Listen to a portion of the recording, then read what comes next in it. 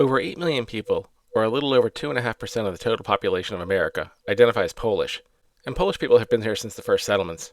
Even before the first landing at Jamestown, the English spent a good deal of time planning for future colonization.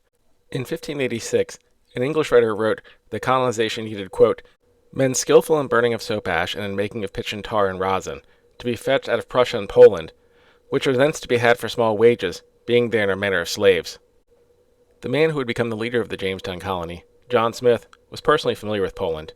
Smith had been a mercenary fighting the Ottoman Empire when he was captured and enslaved in 1602. He reportedly killed his slave master and escaped back to England through Poland and made his way back in 1604. It was during his escape from slavery that Smith would meet and eventually recruit a number of Polish artisans who would be among the very first settlers in the colonies, coming to Jamestown in 1608, a full 12 years before the Mayflower brought the Pilgrims. These were not just manual laborers, but skilled craftsmen, hired specifically to help establish the new colony. They included a glassblower, a pitch and tar maker, a soap maker, and a timberman. These skills were crucial to the colonies, but they still felt like they weren't treated like full English citizens. And as a result, the Polish workers held the first labor stoppage in the colonies. Records of this event state, quote, for pitch and tar, we advise and require that the Polakers be returned in part to these their works, with such other assistance as shall be necessary.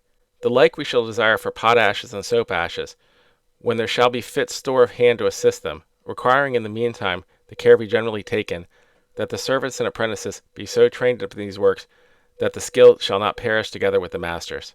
As a result of this strike, the so-called rights of Englishmen were extended to the Polish in the colonies, making it more difficult to take advantage of them.